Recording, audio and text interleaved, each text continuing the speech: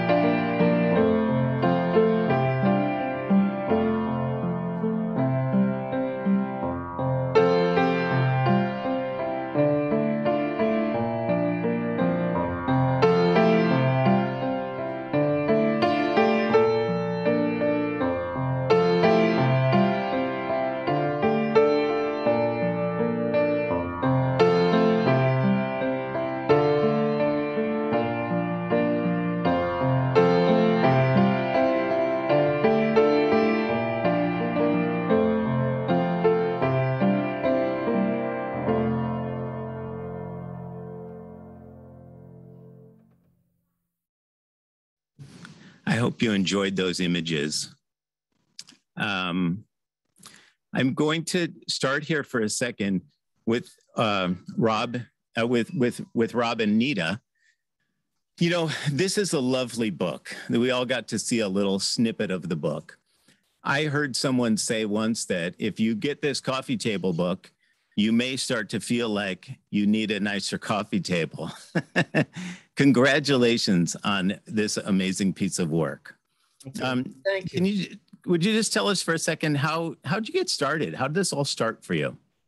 Well, this all started in the Antelope Valley, California Poppy Reserve in 1992. At that time, I was living in San Francisco, and I was getting my film processed, and a fellow photographer, a friend of mine, said, "Hey, the Antelope Valley, California Poppy Reserve is having a really good year after 6 bad years, 6 years of drought." She says, "I'm sure you've been there. You're a California landscape photographer. You've probably been to the Poppy Reserve." I said, "No, I haven't." She said, "Really? You've been photographing here for so long? Well, then we have to go down and see it." So a couple days later, she and a friend of ours and I went down, and we saw this just unbelievable bloom of wildflowers in the preserve. And what made this a really special year, I was told later, was that not only were there a lot of poppies, but intermixed in this field of flowers in front of us and extending way off half a mile into the distance with these beautiful purple-tipped bird's eye gilia. And so that added a nice color combination. And Poppy Reserve, as Lori knows, is just can be a really windy place. And so we just stood there and watched the waves of wind just go across these flowers. And so I called Nita that night and I said, "I've seen something I've never really seen before. And you just have to come down and see this." So I drove back home, got her. We came back down a couple of days later, and we spent a while photographing in a beautiful preserve that was totally new to both of us. And we had grown up on the East Coast, where you don't have wildflower spreads like you do in California. And so we were hooked. We wanted to find more wildflowers, and that began our journey, multiple decade journey, finding wildflowers throughout the West, mostly on our public lands. Fabulous. You know, some of the images in the book show, some of the images we actually just saw show how you're working there. They show your setup followed by the image that resulted from that setup. We see pictures of you laying on the ground, using tripods of all sizes, draping individual blooms. You've obviously developed a technique over the last number of decades. Could you tell us a little bit more about your technique? Well, let me say first that the photographs are his, hers, and ours, and a lot of hours. So although you've got pictures of me in weird positions on the ground, this book couldn't have been done by either one of us alone. It was absolutely a joint sweetie team effort.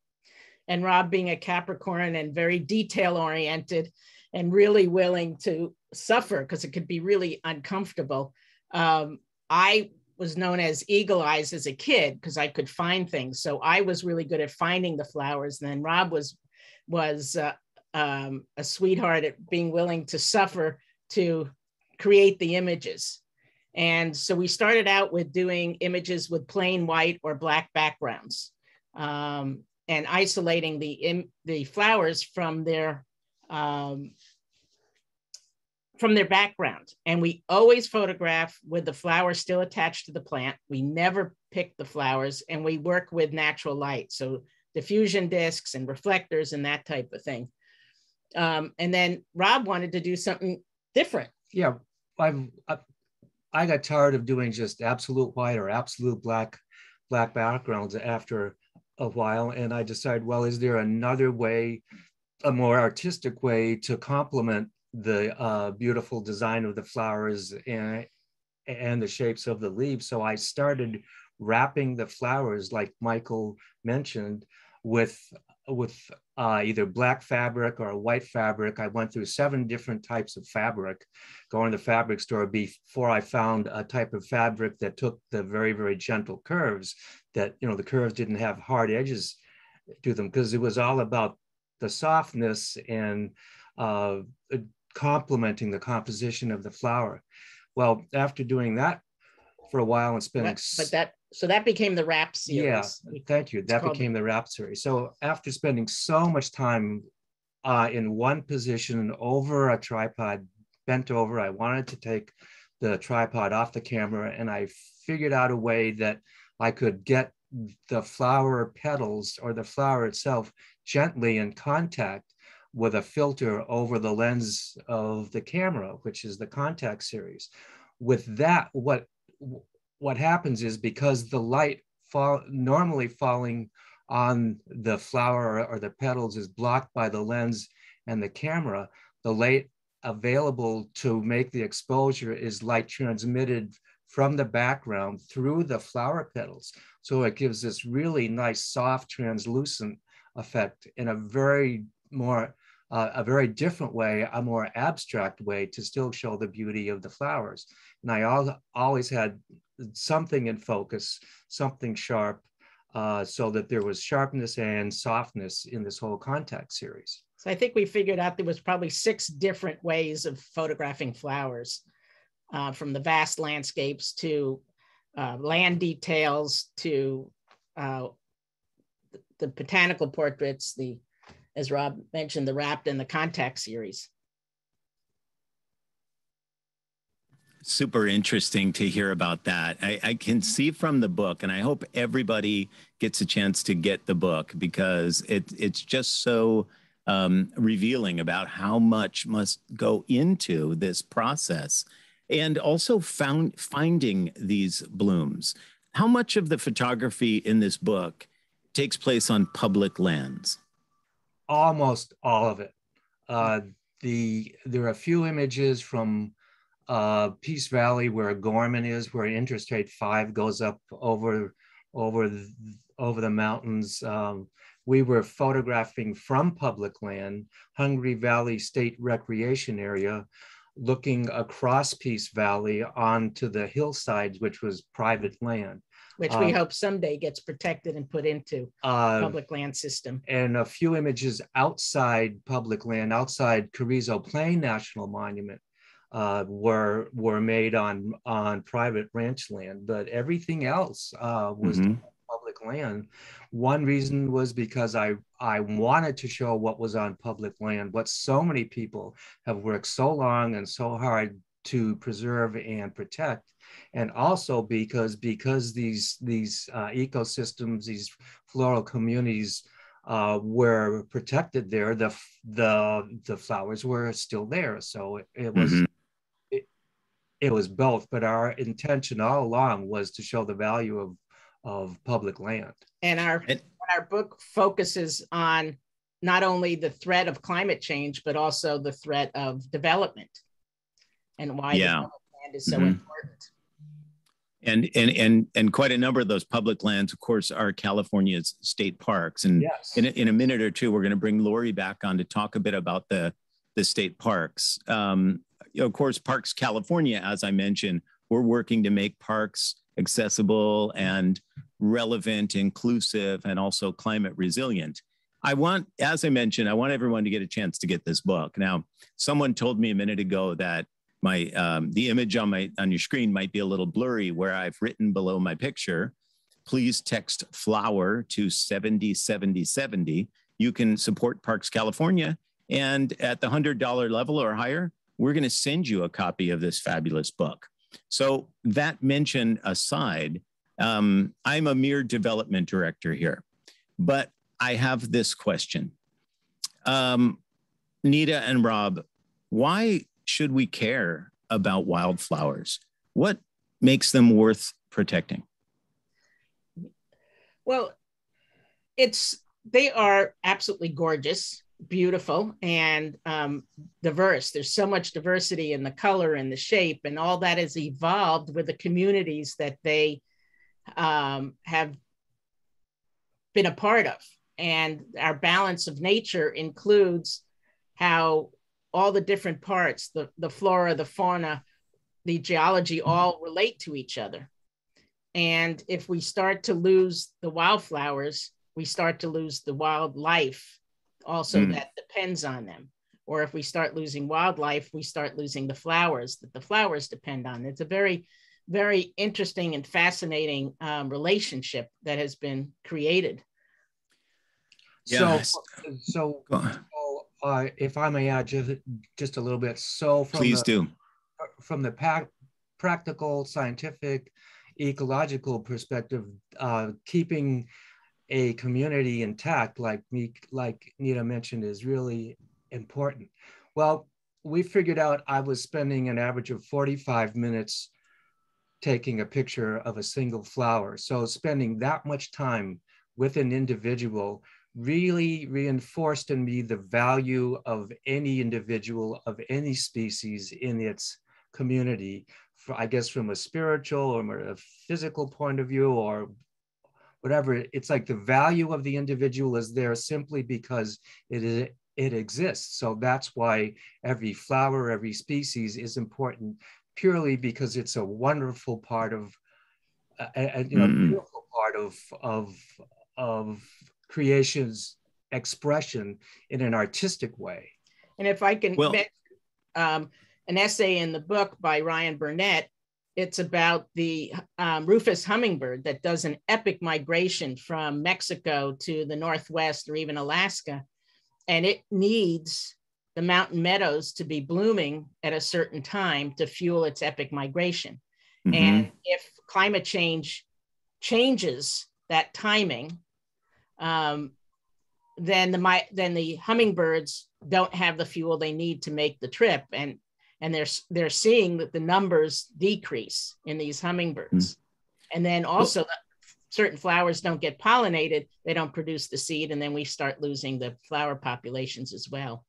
Well, that's a great reminder. Both of you make great reminders of how we're all connected and we are a part of nature, and nothing could be better by way of introduction than that to our good friend, José González, whose essay in your book is sort of a theme of belonging and connection. You know, José, there's this lovely metaphor you use, weaving emotion, thought, heart, and mind into powerful braids of memory. How has beauty in nature impacted your own identity? Thank you, Michael. And, you know, part of this will connect and I think echo what Rob and Nita have been sharing. Beauty can be such a simple word to say and just state, right? Oh, this is beautiful. Nature is beautiful. And I think of that in relation to art, for example, that we have frames of being able to view our reality in the world. And often when we think about quote unquote traditional Western science, that's a very useful frame. It provides some very valuable, important information. And I think we have so many other frames in which we make sense of the world in reality. And beauty is both a process and an outcome of that. That sometimes it doesn't need to be explained. We can go in and be able to say it's because the light is refracted in these ways. We can go in and be able to say because the design mathematically relates in this particular fashion, but it will just be beautiful. And sometimes it doesn't need explanation other than that feeling of appreciation and awe. And for me, nature has provided some of that. And so closes by saying that we know that what has connected so many of us to caring about some of these places, even as Rob was mentioning, right, the Poppy Reserve, is because you go out there and it's stunning, it's beautiful. And then you can go in deeper and understand where that care comes from, and then the willingness and wanting to protect that. And for me, that was 6th grade, going to Calaveras Big Trees, another state park, and seeing sequoias for the first time. And before I would even get into the depths later on of understanding the ecology, in the relationships and value from anything from, carbon sequestration to being, a key ecosystem component of that landscape. It was just stunning and it was magical. And so that is one way in which beauty has definitely been a key component of that. Thank you for sharing that. You remind us, Jose, in your essay, and by so much that you do, for those of us who've been lucky to be in conversation with you regularly, you remind us that we're all in it together, so to speak, that caring for nature is caring for ourselves and one another. How can nature bring us together? That's a great question, because one of the most harmful kind of frames that I think we've imposed on ourselves and each other is one that separates us from this idea of nature. And as you know, Dr. Robin Wall-Kilmer also has an essay in the book along with her work Braiding Sweetgrass. And it's this reminder of what changes when we accept a reciprocal responsibility with nature that reminds us that we're a part of that. And I say this because I'll give you an example. I try to be a lot more intentional about paying attention how I often say a reductionist mechanistic logic can be used to separate us from ourselves, but also from nature. And that can be useful because then we can take that tree and only value it for its wood, for example. And while it may have that utility, it's a reminder that it's so much more. And what happens when we re-engage with a life-affirming logic that, yes, recognizes utility, yes, recognizing some of these elements. But I'll close by this. It's the simplicity of how we often might say, your team is, this team works like a well-oiled machine. And I'm like, yes, that can give me a visualization. What happens if I challenge you and I say, what if I want your team to be functioning like a well-sustained or well-nurtured meadow? What does that mean in terms of valuing leadership and valuing relationship, the time that goes into that? Because I'd like to think that few of us would argue that a meadow is inefficient or that a meadow doesn't produce things that are valuable. So that is the challenge in terms of reminding how we are just connected and part of it, but also that's a great, for me, excitement and opportunity in terms of like caring for that in the same way that we care for ourselves. Wow. Jose, thank you. Thank you for offering that. That's something I think we can all take away, that idea. I want to bring Lori back in here because Lori, your work in California State Parks is in the Great Basin District, an area that includes the Antelope Valley, California Poppy Reserve. That's one of the most photographed areas of California's blooms. How do you balance state parks' dual mandate to protect the natural resource, yet also expand access to it?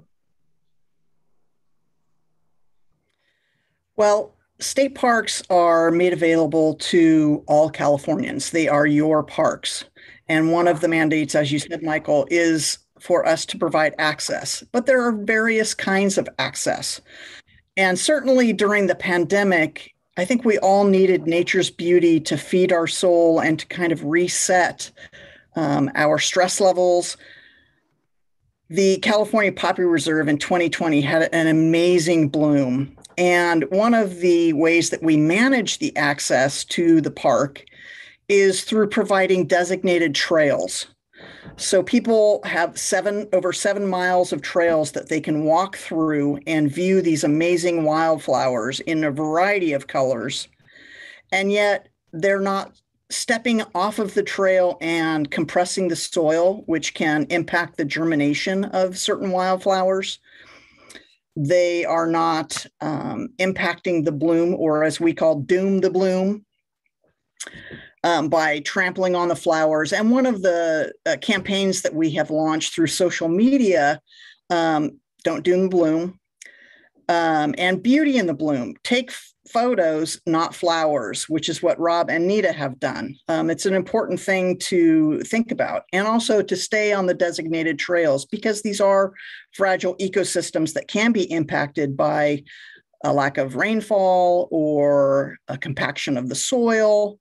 And so one of the new ways that we explored access during the pandemic was virtual access. So a few years ago, we installed a webcam that shows various views of the Antelope Valley, California Poppy Reserve. And in part, that was initially so that people could determine when the peak bloom was occurring. And one of the things that we've learned over the last, say, decade is that the peak bloom is now happening about 2 weeks earlier. And that's due to climate change. So it really helps people to assess when they want to plan their trip, this webcam.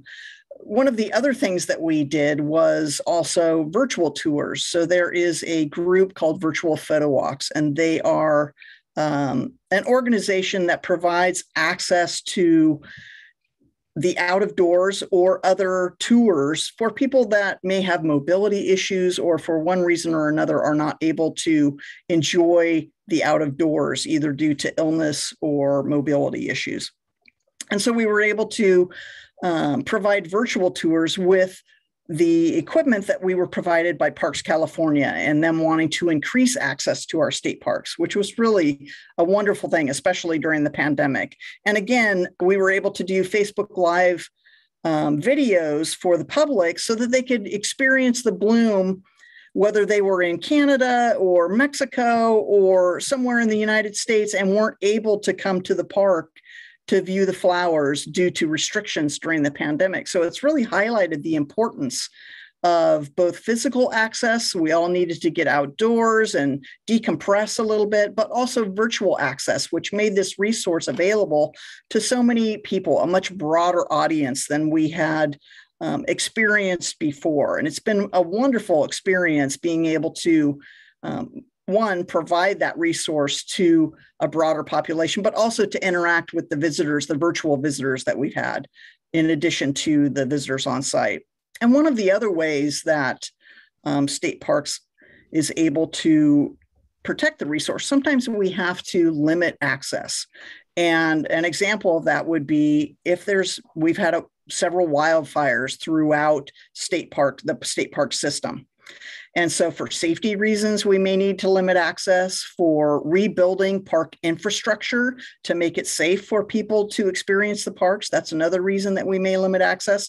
Or also to, if we're replanting or rehabilitating the resource, that might be another reason. And it would be a short-term limiting of access, but again, through social media, we're able to share the reasons why we're limiting that access, the process that we're going through, and then the end result and the park opening back up that particular resource area.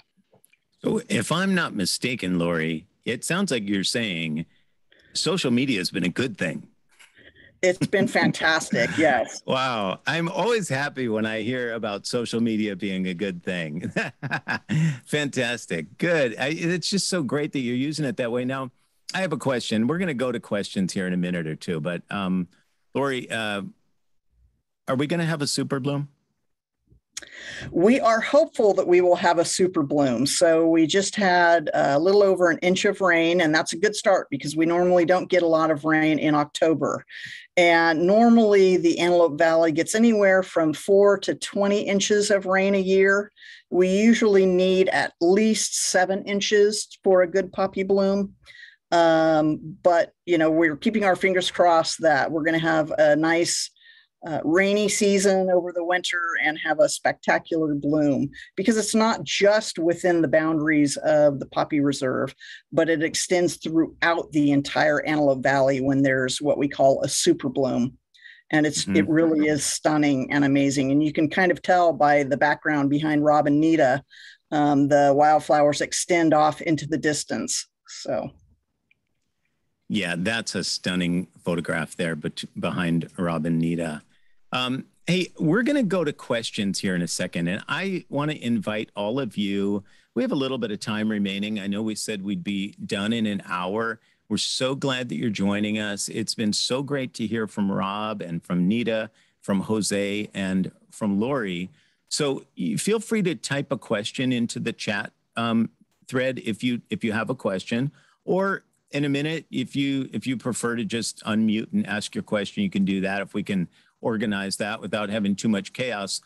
Before we go to your questions, I just want to remind you that you can support the work to make parks more inclusive and more climate resilient by texting the word flower to 707070. And that will launch you to a landing page where you can make a contribution to the work that Parks California is doing to make parks more climate resilient and inclusive and welcoming. And as has been mentioned in the chat, I saw by someone, if you make a gift of $100 or more, we're going to send you a copy of this fantastic book, though we can't promise to replace your coffee table. So I see that the first question from Donald is, where can you buy the book? Well, Donald, we probably have your email address when you registered, and I will put a link. I will email you a link following this conversation so that you can purchase the book if you prefer to do it that way. And of course, you're welcome to. Hey, does anyone else have a question for any of our four speakers here, for Nita or for Rob or for Lori or for Jose? And the question I see here is there anywhere in California you have not photographed?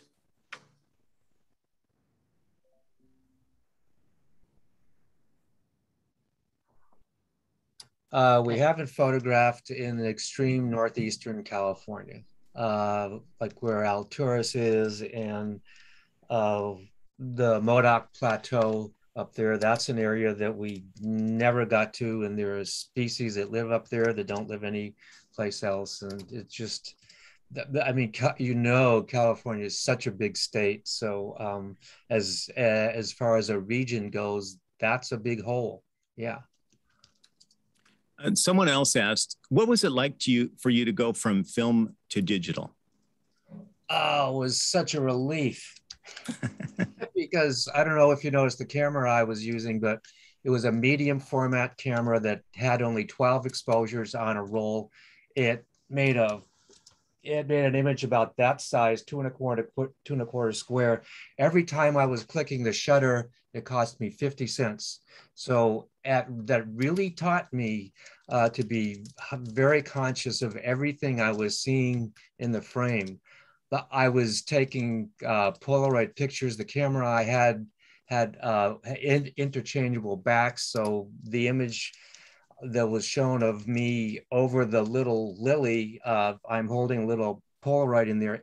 That lily took me 2.5 hours. So with digital, I was able to see what I was getting on the back of the camera right away. I could see how sharp everything was. I could see what the exposure was, and everything. So digital has made life so much easier. And now with these great digital cameras with high resolution, it's just light years ahead of what film could ever be.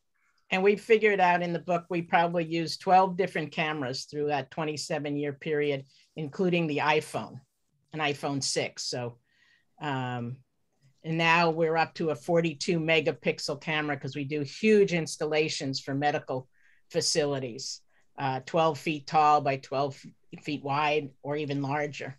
So it's fun to see the work go into places that help heal people indoors, as well as in our traveling exhibit, et cetera. And it actually, while we're on that subject, for those of you in Southern California, the San Diego Natural History Museum has a large print version up to 12 feet tall of our exhibit called California Blooming, Wildflowers and Climate Change in the Golden State. And that'll be up till at least March of next year. And then in La Quinta Museum in La Quinta, California, near Palm Springs, has our traveling exhibit, which has 52 images in it. And that'll be up through actually just till November 13th, be the last day. Well, thanks for that. One of the questions I was going to ask you was, do you ever take pictures with your iPhone? And I saw you mentioned that. Yeah. Hey, it's a question for Jose. How have you seen connection to the outdoors change in the Latinx community since you founded Latino Outdoors? Yeah, thank you. I mean, I think bloom is a perfect example and metaphor for that, because I'm looking through all the questions as well. So I'm excited by what's being asked, since a key work of what connected me to this is outdoor science. It's an appreciation for the ecological cycles that exist. And for me, what does that mean in terms of supporting the same in our social ecosystems?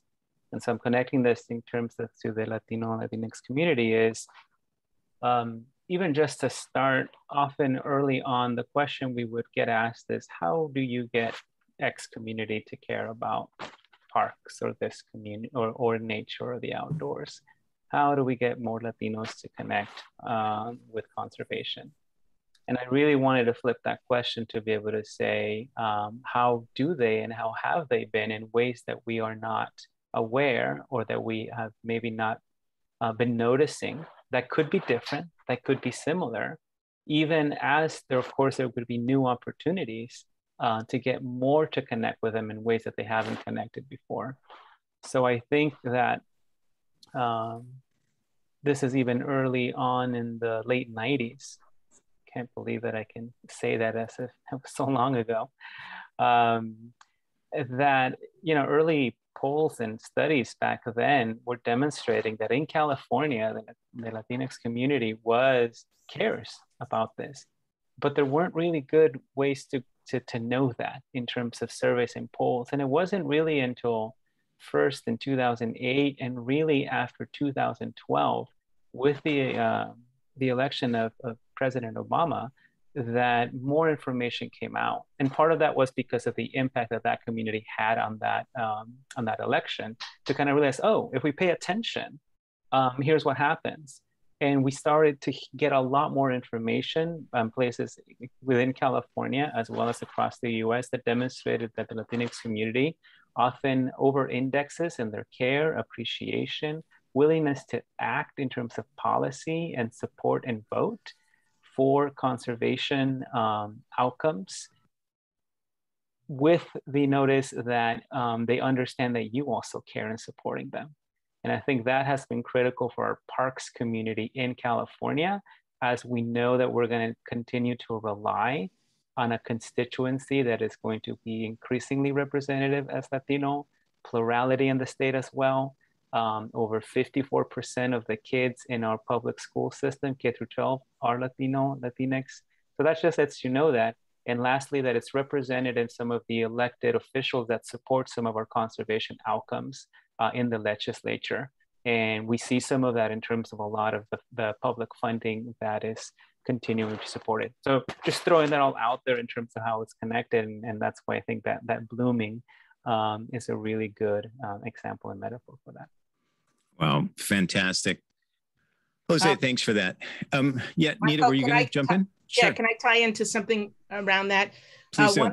One of the things that we're doing to increase access to our project is looking at creating an audio book for the visually impaired. And that will also make it available for those who don't read English. And not only will we have the stories read, but Rob and I will spend time describing what a flower looks like physically, but also what was the environment like that we were in when we found the flower? Was it only a single flower? Was it a whole field of flowers?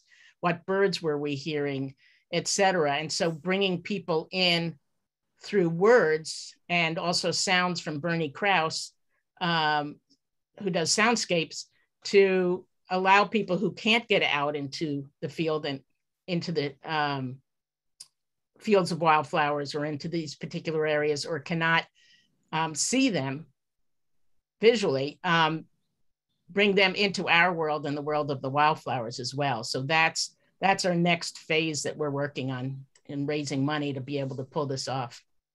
Nita, thank you for mentioning that. I'm really excited about that project. I can't wait to see that come to pass. And I hope that we can even find a way to work together on that and promote it.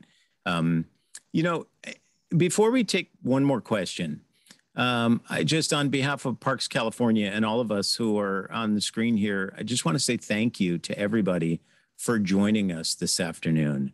We're really super grateful that you care about nature, about wildflowers, about parks, and about climate change. And so we have one more question here. It's for everyone, for Nita, Rob, Jose, and Lori.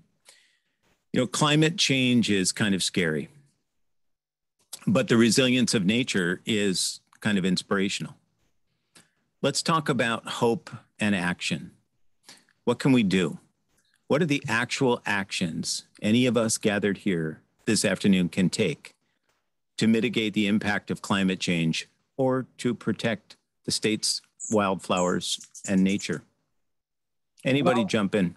Sure. One thing, like Jose mentioned, is bringing help bring more people into the political system, encourage, participation in voting. Anyone can, everyone can vote. So that's one thing that anyone can do. You don't have to plant natives, although that's another thing, but doing your best to bring more people into the political system, having them be active, will help influence policy, like Jose was talking about. And that's a critical thing, because we need those policies to protect what we're doing and to minimize the impact of climate change. And I would say, not everybody is able to vote, but everybody can also work on campaigns. So if you're not eligible, you're not old enough to vote, or you're not a citizen yet, working on a campaign to support environmentally friendly candidates is really important. And we can see what's going on in Congress right now with how just two people right now are moving forward a really important climate change initiatives, as well as other things that we think are really important. I don't mind going next, so I can give Lori the next word, unless Lori, you'd like to go next. So California State Parks provides much needed green spaces to combat carbon dioxide and greenhouse gases. One thing that people can do at home is to support the creation of green spaces throughout their communities. The other thing that they can do is try to conserve energy, whether it's buying an electric car, a hybrid, something along those lines, or even switching out, raising their thermostat a little bit. A lot of carbon dioxide comes from air conditioning units, which people don't realize. So there's a lot that people can do, including voting, supporting green space creation. And there's also this great book. I don't know if any of you have ever read it. It's a bestseller. It's not going to show up well with my background here, but it's All We Can Save. So we aren't only the problem, but we're also the solution. And there's so much that we can do to combat the effects of carbon dioxide and greenhouse gases. So I would really encourage you, it's a collection of essays, to purchase that book and read through it. It's really an interesting read and a national bestseller. Yeah. And another interesting book is Drawdown, Paul Hawkins pulled together, and it's 100 highly successful ways of reversing climate change, including educating girls and women so that we have fewer, it's a humane way to handle the human population. The more educated girls and women are, the fewer children they have, and support family planning as well. I'll add my piece in two ways. One of them is to say you can be radical and revolutionary. And what I mean by that is, in terms of radical, I really look at how to look at the root of that word, which is root, the raíz. And so rather than being an extreme outlier, what does that root you back into what is the root of this work, which is the protection of the landscape of Earth, of reminding ourselves, as Lori's saying, when we plant more, when we provide access for more green spaces, it's a reconnection and a reminder that that is the relationship we can have, as opposed to an obliteration of those landscapes. When I mean revolutionary, it's really looking at, revolution in terms of revolutions as cycles. And I'm reminding myself is, how do we heal and support regenerative cycles, which are found in nature? And what happens when we break those cycles, such as with climate change, when we break the carbon cycle and other associated cycles, that helps me really look at challenging and changing our mental models in terms of what we value. And that is a key component of system change. The other two are the relational or interpersonal, how we relate to each other. And the third one would be structural in terms of those policies, as Rob and Nita are mentioning as well. And so to me, lets you know that individual action is important in terms of how you vote with, your ballot, your time, your money, and so forth. And that doing it in different intentional spaces can have different impacts and outcomes for systems change, because we need all of that. It isn't just, the proverbial let's recycle. It's that, and what is the space that's supported by that, by policies and infrastructure to ensure that it's an impactful change. So that is kind of the recommendation that I often am reminded, because it is hopeful. It can be hopeful because our ecological landscape shows us that hope. And we just need to be reminded that healing is there. Just like when you go to the doctor, they support you in getting your body to work on its healing. It's about how we either support and facilitate that or get in the way of that. And often I'm reminded with climate change is about looking, how do we make sure we get out of the way of and restore some of the healing systems that are in place. Thank you for that. Thanks, everyone. We're just so grateful that you all joined us this afternoon. Jose, those were really lovely, wise words. All of you, just the ideas for taking action and having hope. Nita, Rob, magnificent work on that lovely book. Congratulations on this amazing work that you've been doing. Lori, thank you for serving the public the way you are. I know it's Californians, but it's also people from all around the world. And as you may know, if you were here early, this is an international Zoom call. So it's not only the United States represented here. So people have joined us from other countries as well. So, and I know people come to California state parks from all around the world. Thank you for being a part of that, a steward for those places. And Jose, thanks as always for your insight. When I read the essays in this book, I'm reminded of Wendell Berry and Aldo Leopold and Annie Dillard and all kinds of, historic writers. And to hear all these new voices, it's really fabulous.